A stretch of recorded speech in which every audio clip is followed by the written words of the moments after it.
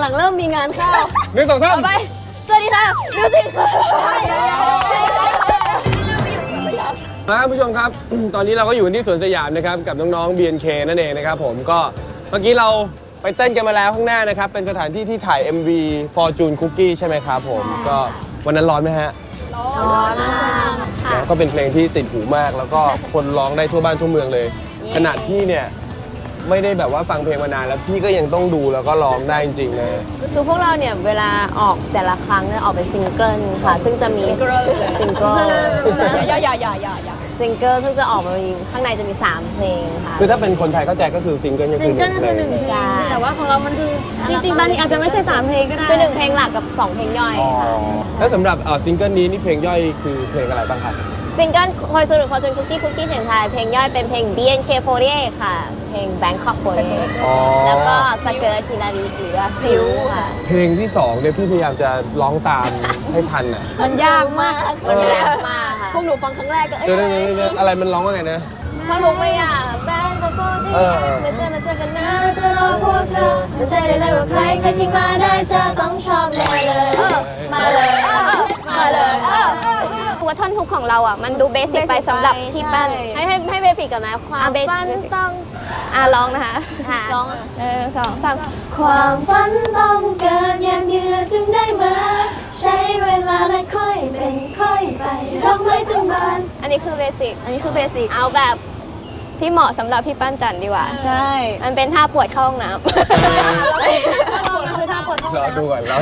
ทำตาม1 2 3วันที่ต้องหยุดพักเพราะร่างกายรับไม่ไหววันที่ต้องเจ็บใจจนแค่นี้ค่ะพี่ยังไงนะเหมือนบิดแล้วก็หักจับเอวค่ะใช่แล้วก็ปึ๊บก้าวเก็บก้าวเก็บก็ได้อยู่นะขอฟิลหน้าได้ไหมคะขอเอวพิวอันนั้น1 2 3วันที่ต้องหยุดพักอินเนอร์ได้รับไม่ไหววันที่ต้องเจ็บใจจนแอบไปสะอื้นกี่ครั้งทำไมผมต้องจับตรงนี้เลยวะมันเหมือนว่าเป็นแบบว่าจุดศูนย์ถ่วงพื้นฐานดีนอกจากนี้ในซิงเกิลนี้ก็จะมีเพลงนามิดะเซอร์ไพรส์ค่ะที่วันนี้เซนเตอร์ไม่อยู่ตาหวานเป็นเพลง Happy Birthday เป็นเพลงที่พวกหนูชอบมาก Happy Birthday สำหรับใครเป็นมีวันเกิดก็ร้องเพลงนี้ได้ใช่ค่ะแต่จะเป็นเฉพาะของวงเลยแบบจะใช้เพลงนี้แบบ Happy Birthday วันเกิดทุกคนจะเอาไปใช้ก็ได้แล้วแฟนๆเอาไปใช้ก็ได้ใช่ไหนอยากฟังปกติก็เราเบื่อแล้วอ่ะเกิดมาก็ Happy Birthday 1 2 3 Happy Birthday นี่ไงเค้กของเธอปักเทียนวันเกิดนึกว่าที่ต้องการอธิษฐานแล้วค่อยเป่ามาฉลองกันนะพวกเราและนี่คือปาร์ตี้เพื่อเธอ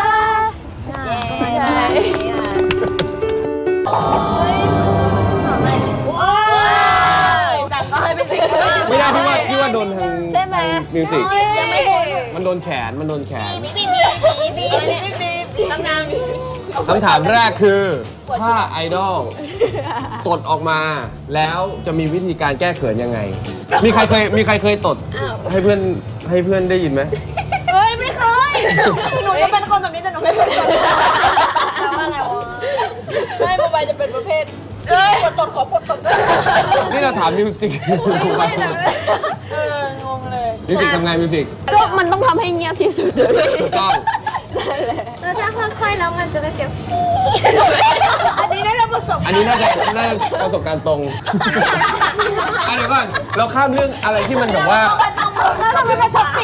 เกี่ยวกับน้ำเหม็นอะไรอย่างนี้ก่อนมาเริ่มคำถามต่อไปมันต้องมีความมั่นใจว่าพี่เนี่ยถ้าเขามั่นใจเขาจะดูหลงตัวเองมากเลยอ่ะ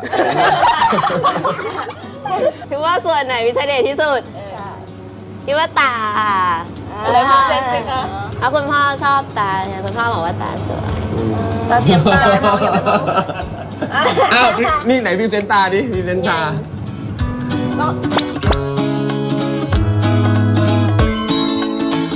ไหนลองทำตาให้โกรธดิโกรธมากปรับม่านตาแล้วครับ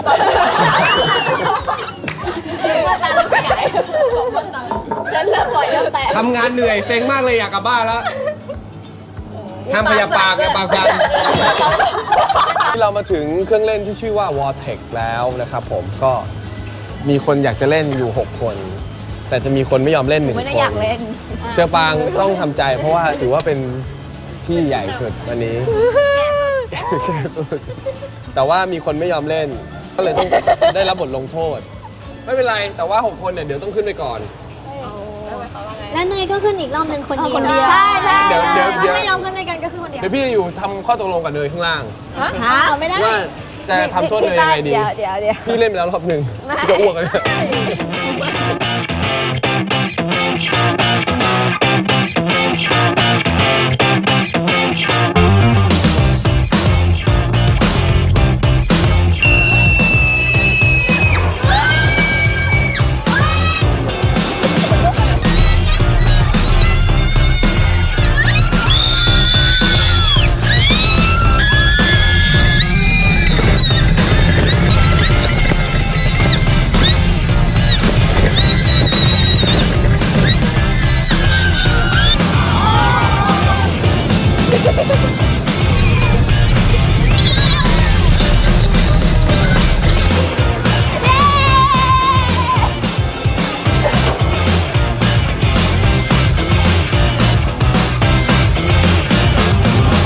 ลงเครื่องเล่นไปแล้วเป็นไงบ้างครับ คนแรกเลยที่กลัวสุดอ่ะนี่ดูไม่กลัวเลยเดี๋ยวนี้ สุดยอดมาก ดูคนนี้ดูคนนี้ เนี่ยสบาย วันนี้กินมาก ตื่นเต้นกว่าที่คิดอ้าวระบายไงแบบมันต้องปล่อยนี่นั่งหน้าพี่ไข่ นี่ดูคูเป้ดูนี่ เหมือนไปเดินป่าวะ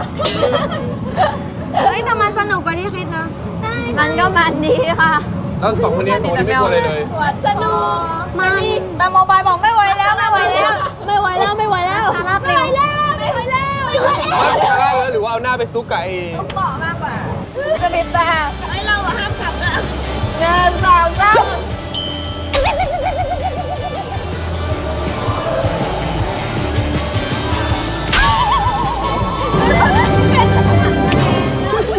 อะไรคือขำตัวเอง ตรงนี้ได้ตรงนี้ เจ็บอ่ะมันเจ็บตรงนี้อาจจะขึ้นได้จังหวะแบบนี้ เดี๋ยวน้องไม่ได้หายใจเดี๋ยวออกได้ไม่มีออกได้ เอาจริงๆ พวกเราก็คิดว่าการที่เข้ามาอยู่ตรงนี้เราก็แค่แบบอยากเต้นอยากร้องเพลงแล้วก็แต่งตัวสวยๆอะไรอย่างนั้นใช่ไหมนะคะแต่พอเข้ามากลายเป็นว่าเราได้มีแบบซ้อม8 ชั่วโมงอย่างนี้ที่เราไม่เคยเจอมาก่อน มันก็เลยจะมีช่วงเว ไม่ ลา คิดว่าจะเจอด้วย แต่น่าจะเป็นสภาพจิตใจนี่แหละจริงแล้วก็ไหนจะเจอเรื่องหลายๆอย่างที่แบบค่อยๆกระทบเข้ามาจนกระทั่งถึงวันเดบิวต์ ยันอะไรเงี้ย ก็เลยค่อนข้างจะท้อแท้แล้วก็คิดเหมือนอยากจะออกตั้งแต่เริ่มต้นเลยก็มีว่าแบบทุกวันมันเป็นเหมือนวันแรกของพวกเราเสมอเลย เพราะว่าพวกเราเองก็ต้องพร้อมกับแบบสถานการณ์ใหม่ ๆที่เข้ามาแบบวันนี้เองก็เป็นวันแรกเหมือนกันที่หนูได้เจอพี่ปั้นจันทร์เมื่อวานก็เป็นแบบวันแรกที่ได้แบบขึ้นไปยืนซ้อมบนนู่นนี่นั่นหลายๆอย่าง ก็เลยคิดว่าพวกเราเองก็ต้องเตรียมพร้อมสำหรับสถานการณ์ทุกสถานการณ์เลย นะครับแล้วก็ความพยายามที่น้องๆทำอยู่เนี่ยมันก็ไม่เคยทำร้ายใครแล้วมันก็ทำให้ความฝันของน้องๆเนี่ยเป็นจริงขึ้นมา ค่อยๆเป็นจริงไปเรื่อย เรียกได้ว่าทำงานมีความสุขแล้ว เราก็ยังเป็นไอดอลที่ทำให้อีกหลายๆคนมีความสุขด้วยเนี่ยมันเป็นสิ่งที่มหัศจรรย์นะสำหรับพี่นะครับเอาละครับในฐานะที่น้องๆเป็นศิลปินไอดอลส่วนพี่ก็เป็นนักแสดง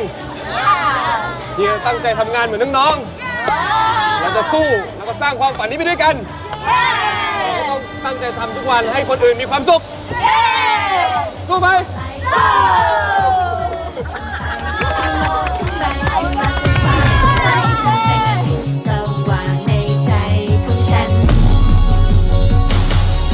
สร้างไว้